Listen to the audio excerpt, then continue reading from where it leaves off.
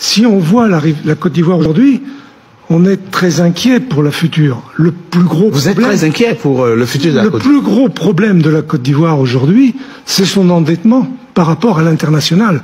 Et ça, c'est une chose qui va être très difficile à gérer pour les générations futures. Quand Gbagbo a été arrêté en 2011, on avait obtenu le PPTE, le système du mécanique des Nations Unies, du Fonds monétaire et de la Banque mondiale, qui est sur les pays pauvres très endettés. Ce qui permettait de faire chuter les endettements de la Côte d'Ivoire de façon drastique. D'ailleurs, c'est la seule personne qui en a bénéficié, c'est Ouattara, après la chute de Gbagbo, puisque ça a été appliqué à partir de juin 2011. Mais c'est sous le président Gbagbo que tout a été monté. Et dans ce cadre-là, la dette extérieure de la Côte d'Ivoire a été redescendue à 4 000 milliards. Elle est aujourd'hui au-delà de 30 000 milliards. C'est hallucinant. Moi, j'ai été, il y a une cinquantaine d'années, conseiller technique au ministère des Finances à Abidjan. Mon ministre s'appelait Henri Conan-Bédier. Je m'occupais de dette publique. Mais des chiffres comme ça, c'était tellement astronomique qu'on n'y aurait même pas pensé. Aujourd'hui, on est dans cette situation, et c'est ça le vrai problème. Prenez l'Argentine, prenez le Ghana, prenez le Congo, prenez d'autres... Quel Congo? Le Congo-Brazza, par exemple. Oui. Ce sont des pays qui ont été mis quasiment sous tutelle d'organismes privés internationaux, ce qu'on appelle les fonds vautours. Oui, oui, c'est vrai. Et oui. Parce que les dettes de ces pays-là ont été rachetées par les fonds vautours. Et les fonds vautours, eux, ils veulent pas un pourcentage de la dette. Ils veulent la dette elle-même. Oui. Et ils ont pris dans certains pays comme le Congo ou l'Argentine, vous voyez l'état de l'Argentine aujourd'hui. Ouais. Ils ont hypothéqué quasiment le pays. Absolument. Et la Côte d'Ivoire est dans cette situation. Je vois pas très bien la comparaison. La comparaison, c'est qu'avec 33 000 milliards d'endettement, vous avez aujourd'hui le gouvernement ivoirien qui fait ce qu'on appelle de la cavalerie financière, c'est-à-dire que on prend des emprunts pour rembourser les autres emprunts. C'est-à-dire que les intérêts de la dette sont tellement élevés qu'il faut prendre des emprunts pour payer ces intérêts. Et là, le pays, on peut dire tout ce qu'on veut. On pourra avoir un très joli pont à Auban. Fakouri est un excellent architecte. Je rappelle aussi au passage que l'autoroute du Nord jusqu'à Yamoussoukro... En pleine rénovation, oui. Jusqu'à Yamoussoukro, il était construit en 2010.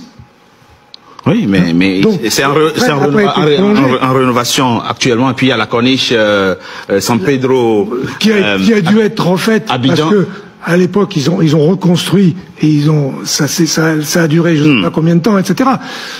On va pas énumérer tout ça, mais le fait principal c'est la dette, et la situation des Ivoiriens au jour le jour dans tous les coins de Côte d'Ivoire. Chers frères et sœurs nord, au sud, de l'est à l'ouest, bonjour. Chers frères ivoiriens, ne pensez pas que c'est vrai, c'est facile souvent de dire, oui, occupez-vous de ce qui se passe chez vous. Le Cameroun, malgré tout, la malversation financière et tout ça, a toujours ses réserves à côté et nous ne sommes pas à 15 000 milliards de dettes. 33 000 milliards, c'est ça qui vaut les petits ponts et toutes les petites routes que vous... Voilà comment Ouattara a réussi. Voilà comment Ouattara a réussi à retourner à faire de Ouattara mouton. Vivre riche et mourir jeune. Voilà. Vivre riche et mourir jeune. Voilà ce que Ouattara a instauré en Côte d'Ivoire. C'est-à-dire qu'on vous fait miroiter une richesse qui n'est pas la vôtre, que le diable va reprendre quelques années, très tôt quelques années. Cette dette de 33 000 milliards, chers frères ivoiriens, chers parents ivoiriens, chers jeunes ivoiriens aujourd'hui qui dandinaient, qui balançaient, ouais, il nous a apporté les ponts, il nous a marché. Est-ce que vous savez, je vous interpelle encore, preuve à l'appui, parce que les personnes qui parlent sont les personnes qui sont à l'intérieur de, preuve à l'appui. Est-ce que vous vous rendez compte de ce qui est en train de se préparer? La Côte d'Ivoire, nous sommes liés. La Côte d'Ivoire, c'est un poumon de l'Afrique subsaharienne. C'est un poumon de l'Afrique. Nous ne pouvons ne pas s'intéresser à ce qui se passe à la Côte d'Ivoire parce que nous sommes liés. Si Ouattara n'était pas là, c'est que ce qui se passe aujourd'hui, le développement, l'AES et tout ça, c'est des projets qui seraient en place depuis. Non, on ne peut pas dire. Vous savez, quand quelque chose se passe en Centrafrique, moi qui suis au Cameroun, nous, les Camerounais, sommes sensibles à ce qui se passe en Centrafrique. Nous sommes sensibles à ce qui se passe au Gabon. Pourquoi?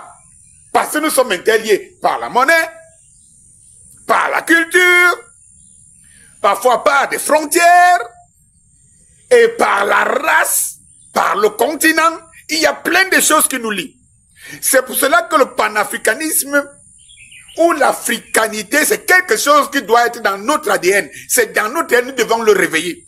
C'est pour ça que nous, du mouvement de soutien à la libération de l'Afrique, nous sentons que notre réussite sera quand l'Ivoirien, le Camerounais, le Centrafricain, le Tchadien, le Nigérien et tous encore vont se lever pour dire, bon, maintenant, c'est de l'Afrique qu'on parle. Oui, mes chers frères, la Côte d'Ivoire est au bord du gouffre. À quel âge? Dans quelques années, il partira. C'est le sommeil éternel. Tout le monde y passera. Mais d'une manière logique, vu son âge, il a quel âge? Et vous savez ce qui risque de vous arriver? Cela veut dire que le pompier pyromane, il risquera d'être un homme célèbre que vous entrerez dans l'histoire. Parce qu'il vous a donné 2 ponts et tout. Au cours des milliards de dettes que vous resterez payés, que les autres dirigeants qui vont venir après ne sauront s'en sortir. Ne sauront s'en sortir. Quel que soit lambda, ils seront liés par cette dette ivoirienne qui sera rachetée par une entreprise qui ne se contentera pas de prendre les intérêts, mais d'acheter la Côte d'Ivoire. Et on va vous dire, non, la Côte d'Ivoire n'était que mieux quand Ouattara était là. Mais c'est ce que Ouattara va laisser, que celui qui va venir va hériter. Je crains plutôt le sort de ceux qui viendront après Ouattara. C'est le sort de ceux qui viendront après Ouattara. Ils seront incompris. Quand tu diras j'ai faim, mais tu es le nouveau leader, j'ai faim, il te dit que je ne peux rien parce que Ouattara qui t'a fait danser pendant 2 jours. Il nous a mis dans... Vous allez dire c'est lui le problème. J'ai trouvé la solution. Vous êtes en train de clouer l'avenir de vos enfants et de ceux qui viendront plus tard. Chers frères ivoiriens, réveillez-vous, il se fait temps. Réveillez-vous. 33 000 milliards. Dans un an, ça en sera combien? Ouattara parti en vous laissant 45 000 milliards de dettes. La Côte d'Ivoire ne sera plus, vous appartiendra plus. Vous irez dans des pays dont vous êtes en train de combattre aujourd'hui. Vous irez au Niger, vous irez c'est là-bas votre prochaine destination. Vous, les Ouattara, le problème, c'est que ce n'est pas seulement pour les Ouattara moutons. Tout cela, sur cette politique, condamne les Ivoiriens qui sont appelés demain après demain à être des esclaves des autres frères africains. Bonjour.